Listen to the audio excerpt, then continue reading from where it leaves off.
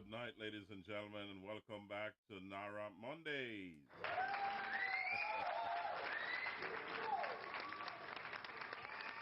We apologize for the late start, but Sir BOLO is having technical difficulties with his phone. So we can't hold up the show any longer. We've been waiting for him since 9 p.m. That's 9 p.m. Eastern, 8 p.m. Jamaican time. And he's having issues with that phone. So um, as soon as you get, if you can't get on Bolo, that's fine. You can call in, and I'll patch you through a direct line with my phone. So call me on WhatsApp, and we'll see if we can patch you in without video. All right. So we're gonna continue the show, ladies and gentlemen. So here we go. So as you know, Nara Mondays, aka PIP Mondays, is a live stream podcast show, this podcast program every Monday to prioritize, inform, and promote important information and events in the southeast of St. Elizabeth and the southwest of Manchester in South Central Jamaica. Also, we highlight information and events to and from our global South Central Jamaican Diaspora. Part 7 of NARAMP Mondays, aka PIP Mondays, is um you gotta remember it's a subsidiary of NARAMP Promotions, the Real Deal podcast show. So stay tuned as we look into the final appeal to donate the remaining monies for the brilliant young award-winning 12-year-old gymnast from Comapen District in St. Elizabeth, Jamaica. Her name is Kayla Martin. Kayla desperately needs your help. She's I'm gonna dive into that in a little while. Furthermore, we're trying to get through to Bolo in terms of connecting his phone to the program. So he has a phone issue. So we're waiting for him, and if he doesn't get on by the end of the show, we'll have to do it another day, or we'll try to get him to call in while we're on the show on my WhatsApp, and I'll try to plug him in with audio only. So if you're listening, Bolo, or someone beside you is listening, if he can't work out the problem, just call in directly on WhatsApp. All right. So, ladies and gentlemen, welcome back to Nara Mondays. So let's start with young Kayla Martin. So I spoke to her grandmother today, and she got another few donations that was about 50 US dollars it amounted to. However, she was short a substantial amount, so she contacted um, the lady who's taking care of all this program, and she wanted to know what the balance was because she had paid over some 800. Let me look at it, so I'm not giving the wrong figures. And I'm going to show you the program outline with the cost and so on, with the phone numbers if you want to check.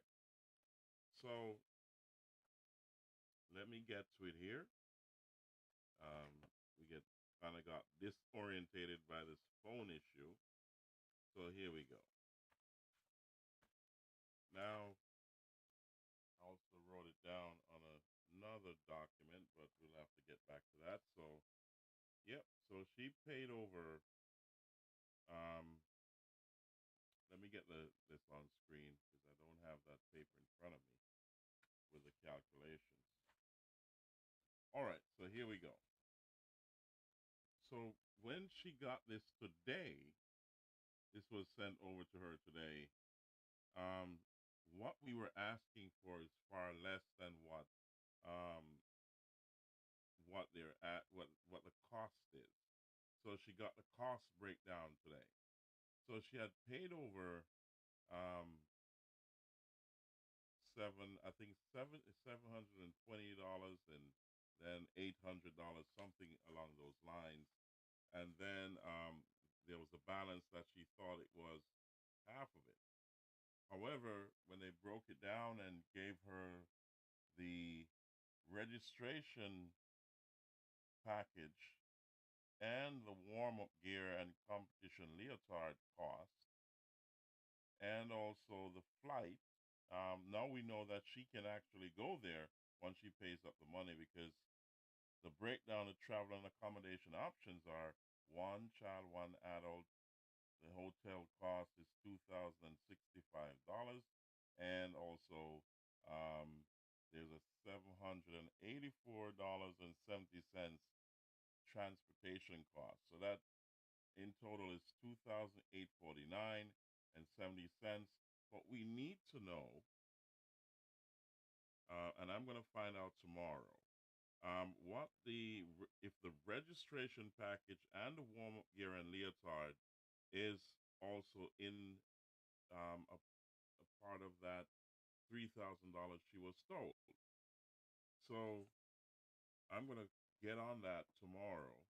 But from this, it doesn't look like it from what I'm reading here. And it says all fees have to be paid in US dollars. Family and friends are welcome to join the trip. Flight and transportation expenses may vary depending on the time of booking. The total cost of each participant will include the registration package, gear costs, and the appropriate travel and accommodation package based on their group size. Okay, so there's a few questions to be answered there. So therefore, let me remove the banner down below so that you can see the telephone numbers as well. And I'm just kind of trying to figure out where she's at, because this would show that she owes about a balance of $2,000, and she she has probably around I would say somewhere in the region of, she'd be short somewhere in the region of around about $700, if I'm right, if I'm reading this right, based on the amount she has on hand left. So she had paid over roughly about $1,500. Then she has another maybe 13, 12, 1,300. I'd have to look back at the numbers. It's in my notebook, but it's not in front of me. So we're going to check on that. And I'm also reaching out to the Member of Parliament, Mr. Frank Witter. I left him a message. If anyone's listening, please reach out to Frank and tell him to return my call. Frank, I know you're busy, but call me. Miss Darlene Morgan had left you a letter regarding this competition, so to get some help from the government, and she's not heard back from you. So please get in contact with me so we can work this out. Also, I'll be trying to reach out to Miss Babsy Grange as well. She's the sports minister, isn't she? So I'm going to do that in the morning to help her out with the balance, or if they can sponsor, they have monies for these things, because she's going to be representing Jamaica. Come on, I don't think this is anything that would be a problem for the government to step in. All right, so and she's traveling internationally, so the embassy would have to be alerted, right? Because these are Jamaicans traveling abroad. So the Dominican Republic should have an embassy, Jamaican embassy. I'm not too sure. I gotta look it up. You can look it up and tell me in the comment section. Just send me a comment right here, and if while I'm doing this, you can look it up. So we have some work cut out for tomorrow. Miss Darlene was told after she was sent this list that she should take the monies in on Wednesday when she brings young Kayla to practice. So the person who is heading this, and this is Jody Ann. She's also the coach. She also teaches other summer classes and so on.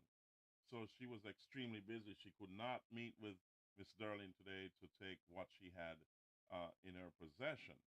So we're going to follow up on this, and I will report back to you and tell you how things are going. And we're reaching out to Mr. Frank Witter, the member of parliament for the area, and also I'm going to try to get to Minister Babsy Grange to bring this to her attention, because young Kayla is still short, roughly about, I'd say, 700 US dollars. So let's see what happens tomorrow, guys. I'm going to report to you, and then we take it from there. Also, as we say, we're still waiting for Sir BOLO to connect. So you can call me from your WhatsApp. If you can't get on to the link, the StreamYard link, call me on WhatsApp, and we'll see if we can patch you in with audio only. So just try it that way, so we can get you on here to talk about a night at the Roxbury. So I'll push this to the last event that I will discuss for the night until you get on, or whenever you get on, I'll just take it right there. So while we're doing that,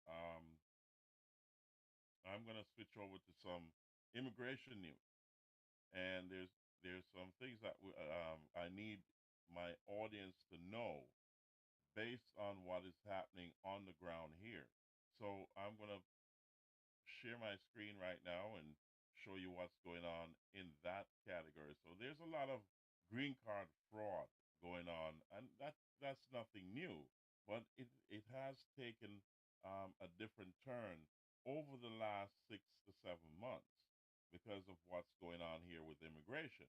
So therefore, I wanted to bring this to you so that anyone in our audience or in our diaspora or from Jamaica, and they're here and they're thinking about it, please do not. This is not the way to go. And you should try to speak to an immigration attorney, an immigration specialist to get your options. Things have changed, but there's a lot of things that are changing that may help you. You get what I'm saying? So there's a lot of adverse things going on, but there's other things that are going on within immigration that may be of benefit to you. So you need advice. I'm going to put my number down below at the end of the show, so you can contact me if you need some information and direction in regards to your particular case. Then I can assist you and point you in the right direction. So in the meantime, I'm going to share this with you. This is a big deal, guys. So therefore, let's put it up on stage and get you to listen. You're gonna listen into this and tell me what you think. So let's go. Here we go. You can tell me in the comment section. All right, here we go.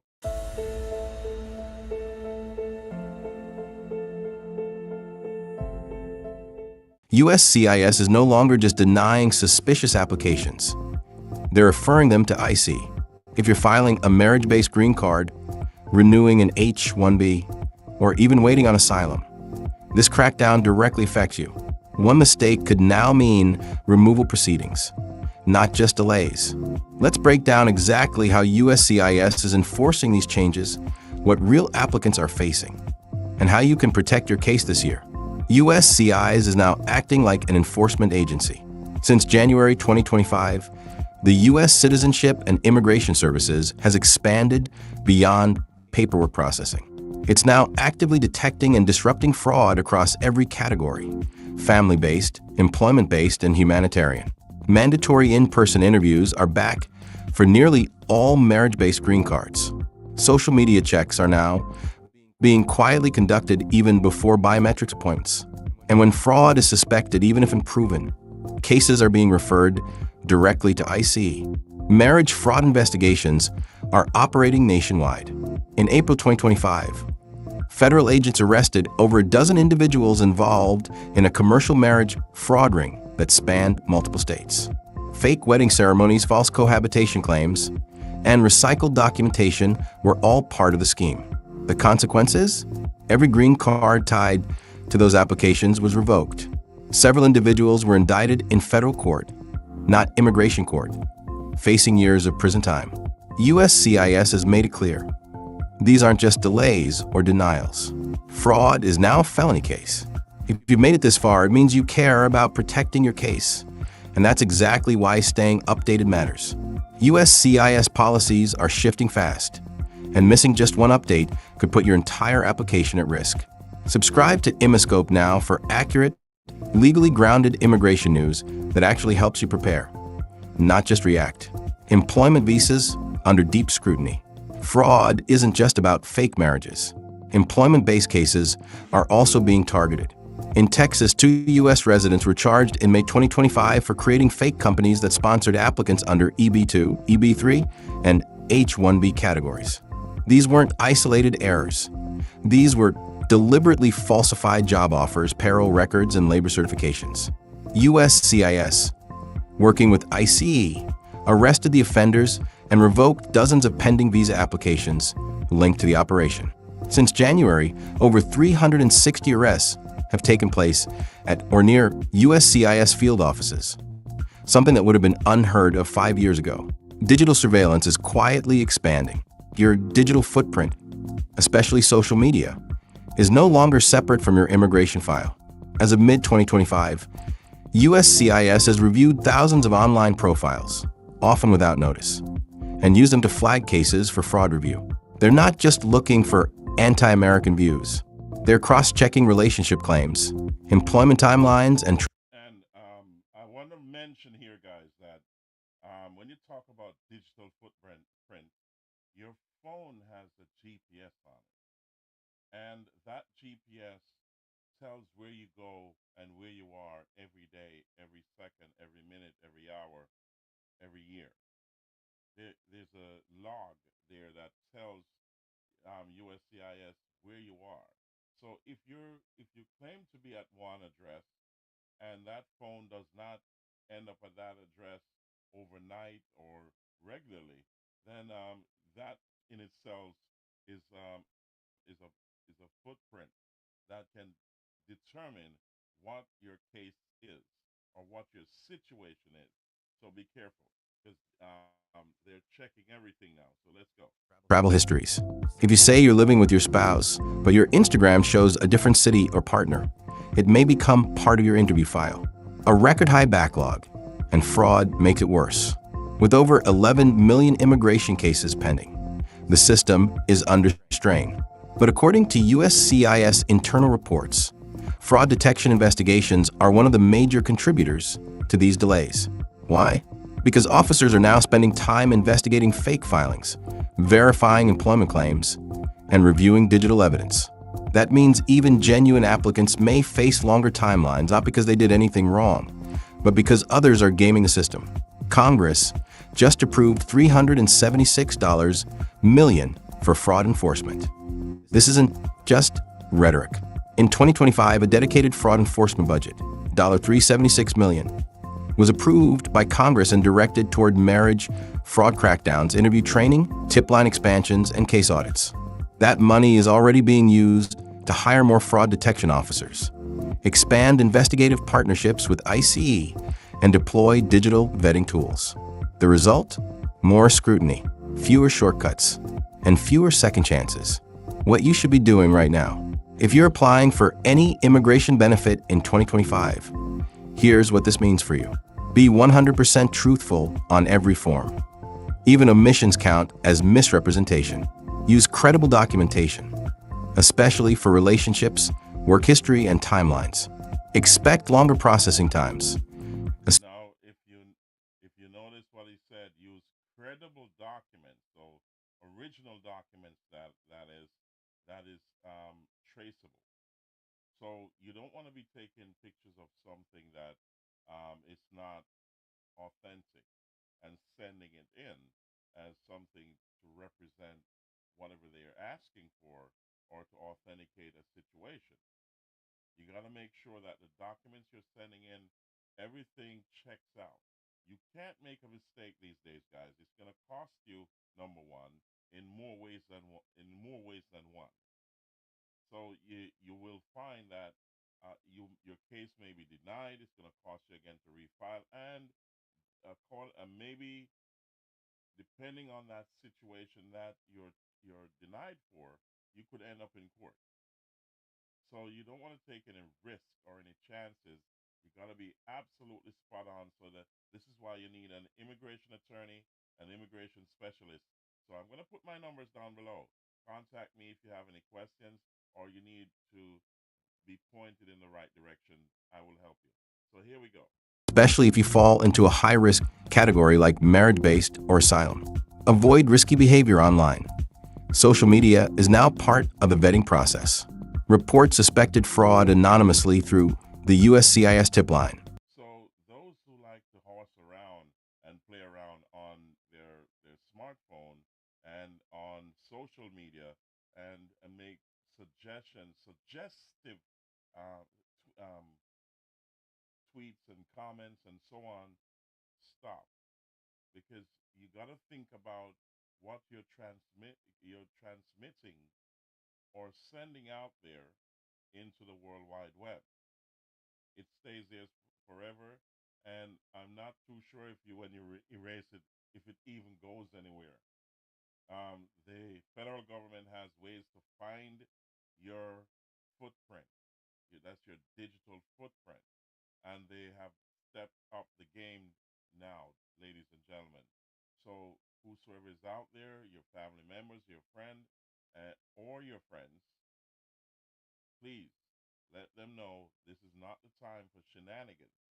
It's not the time to be playing around or making false comments or horsing around and sending out the wrong message out there when you're in an immigration situation. So be careful. Here we go. Because false filings delay your case too. The message from USCIS is simple. Integrity matters and fraud will be punished, not just denied. For honest applicants, these rules are meant to protect your path forward. But the environment in 2025 is more aggressive, more digital, and less forgiving than ever before. Stay informed, stay compliant, and don't give USCIS any reason to doubt your case. This is Imascope, breaking. Okay, ladies and gentlemen, you heard it yourself. Don't give USCIS any reason, or the embassy any reason. That is, if you're coming to the United States on a family-based petition or whatever petition it is, don't give them any reason. Don't say the wrong thing. Don't post the things that will haunt you or come back and hurt you. They're going to be looking at it. So you got to be absolutely sure of what you're doing online and what you're also submitting to the U.S. government. All right, so that's a tip for everybody. So let's move on to some other news here that is disturbing. Goodness gracious me. So I came across this and I'm going to share it. I don't know how interested you're going to be in this, but this was um, um, something that's very disturbing. So here we go. Let's listen to this for a minute. Here's kind of a graphic. So hold on, let me put that on stage here and then get that going. Graphic representation of the arguments Tulsi is making here, supported, she says, by her evidence. Department of National Intelligence, Tulsi Gabbard, Americans will finally learn the truth about how in 2016, so 9 years ago now, may have something to do with the statute of limitations, which is generally 5 years. In 2016, intelligence was politicized and weaponized by the most powerful people in the Obama administration to lay the groundwork for what was essentially a years-long coup against President Donald Trump, subverting the will of the American people and undermining our democrat republic. Here's how. For months preceding the 2016 election, the intelligence community shared a consensus view. Russia lacked the intent and capability to hack U.S. elections. But weeks after President Trump's historic 2016 victory, defeating Hillary Clinton, but before he was sworn in and had control of the government, when Obama was still in control, everything changed all of a sudden. They don't believe how toxic this is. If you're still using a... Here we go. And let's go. On December 8th, 2016, intelligence community officials prepared an assessment for President Obama's daily brief, finding that Russia did not impact recent U.S. election results by conducting cyber attacks on infrastructure. Before it could reach the president's desk, however, it was abruptly pulled. Based on new guidance, this key intelligence assessment was never published. It was hidden until now, when Trump's people are in charge of intelligence. The next day, December 9th, 2016, top national security officials, including FBI Director James Comey, what a dirtbag he turned out to be, CIA Director John Brennan, he was always a dirtbag, Director of National Intelligence James Clapper, also always a dirtbag, gathered at the Obama White House to discuss Russia. Does this look like conspiracy yet? Obama directed the intelligence community to create a new intelligence assessment that detailed Russian election meddling, even though it would contradict multiple intelligence assessments released over the previous several months. Does this look like conspiratorial fabrication of a narrative of intelligence? Obama officials immediately leaned on their allies in the media to advance their falsehood. Anonymous intelligence community sources leaked classified information to the Washington Post and others that Russia had intervened to hack the election in Trump's favor. So just so you know, folks, this is how this works. So the intelligence community, of course, is gathering millions of bits of information all the time. And a lot of it is trash. They, in fact, grade their intelligence that they receive in terms of how reliable it is. And they don't give much credence to unreliable intelligence. That should be obvious to make sense. So, of course, they had some intelligence that Russia might hack the election, but for months and months and months, they were saying, yeah, this stuff is trash. It's completely unreliable, until Obama needed it to be non-trash. When they needed it to be non-trash, they hid all the evidence that it was unreliable, and then they leak it to the media, the friendly, progressive, fascist left media.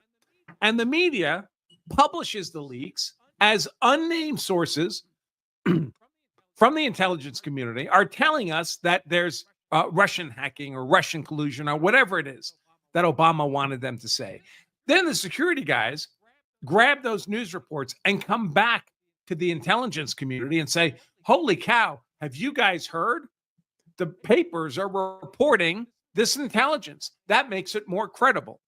You see how it works? They take their low credibility intelligence, they cycle it through the media breathlessly reports on it, and now the intelligence community says, based on the media reports that we planted, we're going to assign a higher level of credibility to intelligence they already determined to be trash.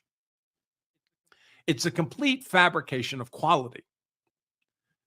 Tulsi continues, on January 6th, just days before President Trump took office, Department of National Intelligence Clapper unveiled the Obama-directed politicized assessment, the fabricated assessment, a gross weaponization of intelligence that laid the groundwork for a years-long coup intended to subvert President Trump's entire presidency. It was the 2 years plus of the Mueller investigation. Mueller, who used to be the director of the FBI before Comey took over. Sounds nice, huh? Just the guy you'd want, right? According to whistleblower emails shared with us today, we know Clapper and used the baseless, discredited Steele dossier. This was the low-quality intelligence they fed back into the media so they can claim the media reporting made it credible. Used the baseless, discredited Steele dossier as a source to push this false narrative in the intelligence community, in the intelligence assessment, sorry. These documents detail a treasonous conspiracy by officials at the highest levels of the Obama White House to subvert the will of the American people and to usurp the president from fulfilling his mandate. And then someone responds to this, of course, with a picture of January 6th.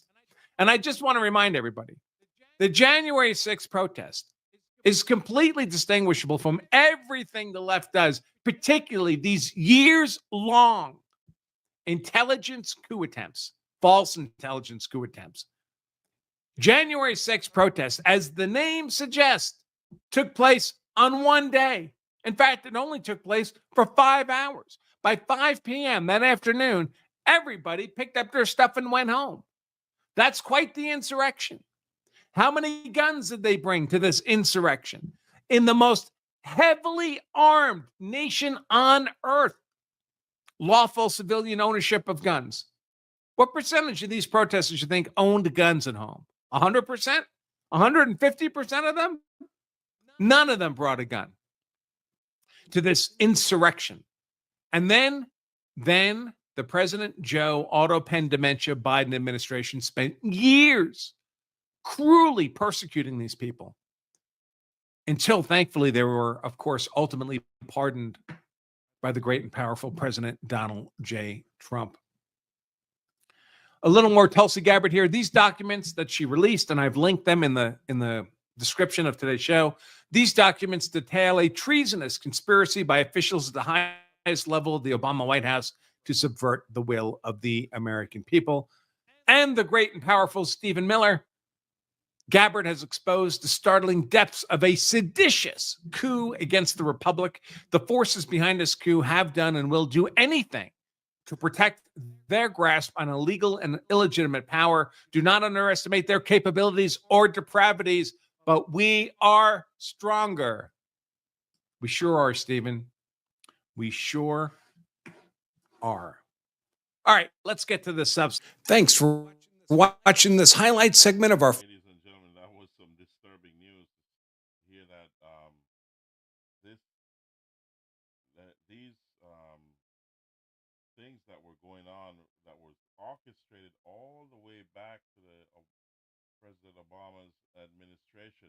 I'm going to keep an eye on that and watch how this unfolds, and I'll bring that to you as soon as it does.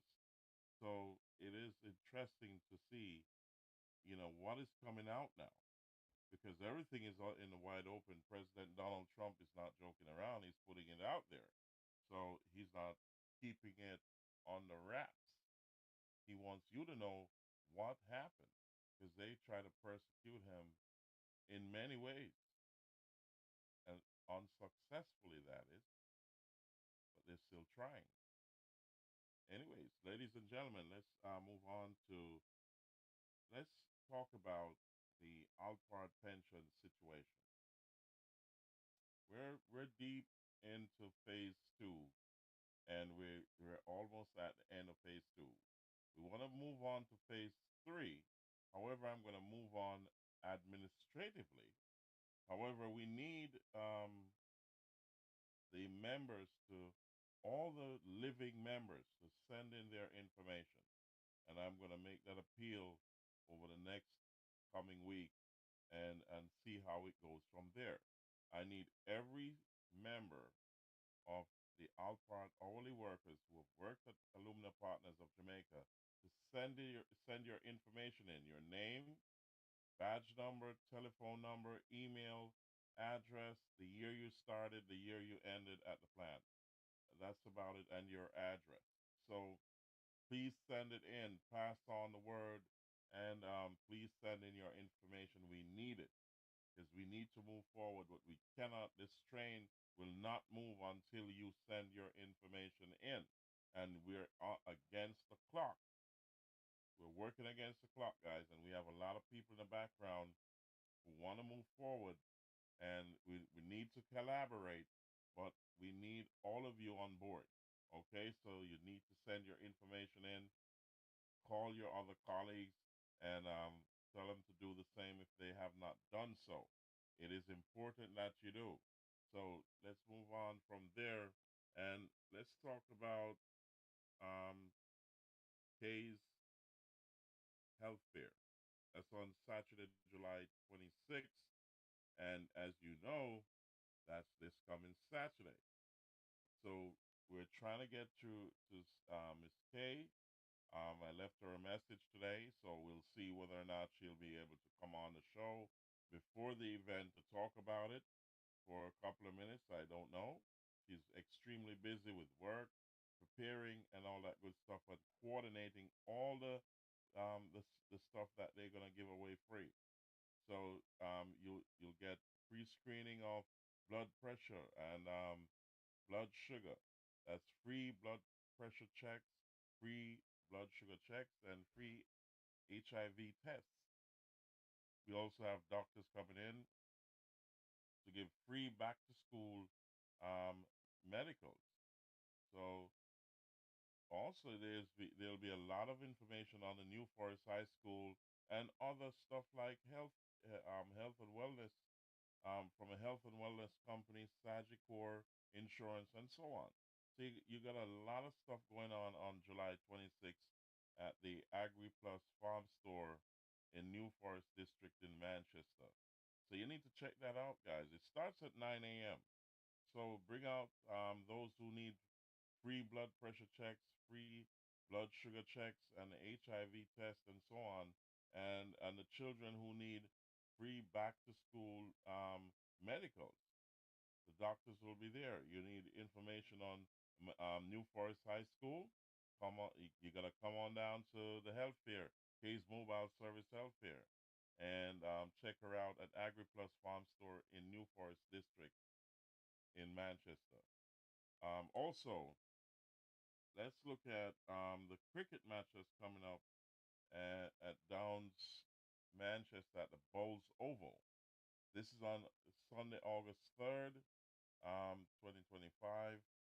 And this is a cricket match where Melbourne Cricket Club meets our faces Westmoreland Strikers. And also Fairfield Cricket Club takes on Comfort Cricket Club. So it's a big and a full day of cricket at one of the most beautiful family grounds. That's the Bowls Oval in Downs, Manchester. You've got Bowls Fish Pot too, a great restaurant, and you'll have great Jamaican cooking right on the location at Bowls Oval. So you'll have your great beverages and good food. So check it out, guys. It's a family day event. You know, you can take the entire family, and there's going to be a lot of people there because you got the Melbourne Cricket Club fans, the Westmoreland Strikers fans, the Fairfield fans, and also the Comfort Cricket Club fans. So check out Bowls Oval on Sunday, August 3rd, 2025, in Downs District in Manchester at the Bowls Oval. This is going to be a great day to take out the family. So let's move on to the Chicken Back and Seafood Festival with Mr. Peter Nito. I left him a message as well to get on the show to talk about it. Tell us about it. What's going on with the chicken back and how it was originated, you know, how long it's been going on, what to expect on the day. We know that there's going to be chicken back in every style. Breakfast will be served at 8 a.m. and it's going to be at Tara Seafood and Restaurant and Lounge in Alligator Pond in Manchester, and also you'll have you have the opportunity to go to the river that's nearby, so you can bring your swim trunks. You can also um, dive in the Caribbean Sea. It's right there. The beach is right there too, and you're gonna have a lot of stuff going on. Great Jamaican cooking. You know, it's always a great event. The music is always great. So, Mr. Peter Nita, the time is winding down. This is next week, if I remember right. The date is next week. Yeah, it's gonna be next week Friday. Yep, the 1st of August, and the time is winding down. So let's go. Anyways, we haven't heard from Bolo yet, so we're gonna close the show shortly. So Bolo, we call this A Night at the Roxbury. Swamp Youth Promotion, in association with BOLO, presents his birthday celebration on July 25th. That's Friday. So, A Night at the Roxbury, it's called. Musical juggling by DJ 5 of the Uptown Movement and also DJ Kino. I reached out to him. He's at a wedding. He's at working at a wedding right now, so he was not able to come on tonight. But I'll try to get them before Friday. Let's see if Bolo can work out his phone issues, and so we can get to him. So let's play a little background music for this.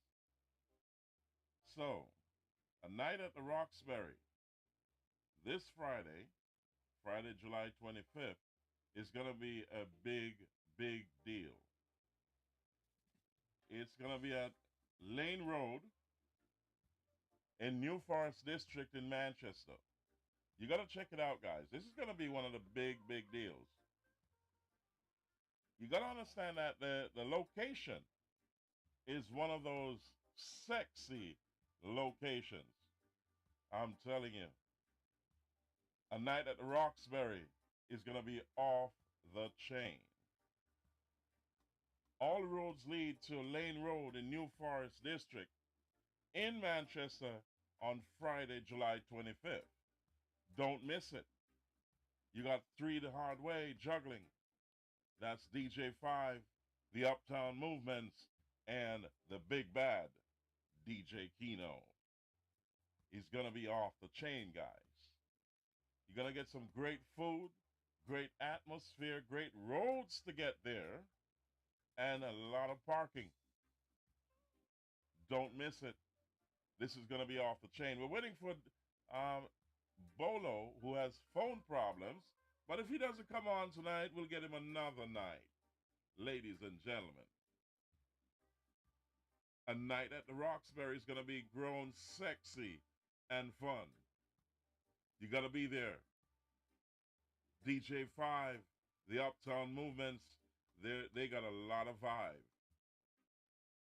DJ Kino, I'm telling you, he's another level. He's at another level, ladies and gentlemen. Gotta be there. A Night at the Roxbury. Friday, this Friday, this Friday, this Friday. Be prepared for it. It's gonna be amazing. It's the summer party of all summer parties. This is Sir Bolo himself, the man with the alcohol. Goodness gracious me. What a vibe on Friday. Make your way to Lane Road, New Forest on Friday, ladies and gentlemen. This is gonna be the party of all parties. I guarantee you. Three the Hard Way. Uptown Movements, DJ 5, and the Big Bad DJ Kino. Wow. Ladies and gentlemen, check it out. It's going to be fun. Fun can done.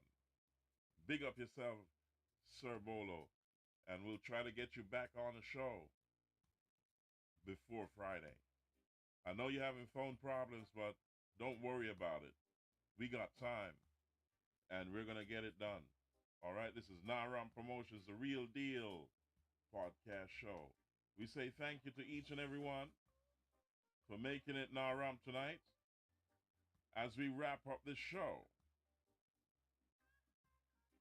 We say God bless everyone, and we'll report back to you about young Kayla and what's going on there.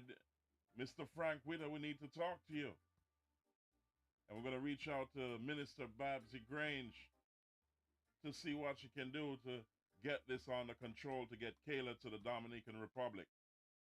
So, ladies and gentlemen, thank you for being here. This is RAMP Promotions, the Real Deal podcast show.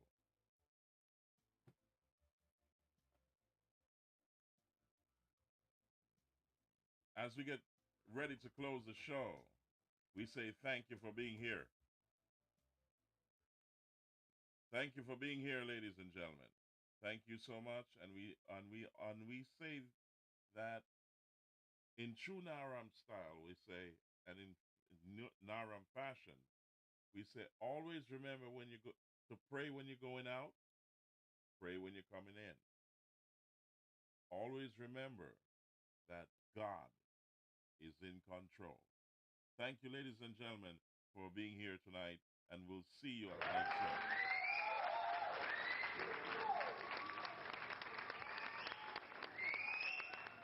Naram Promotions is at you.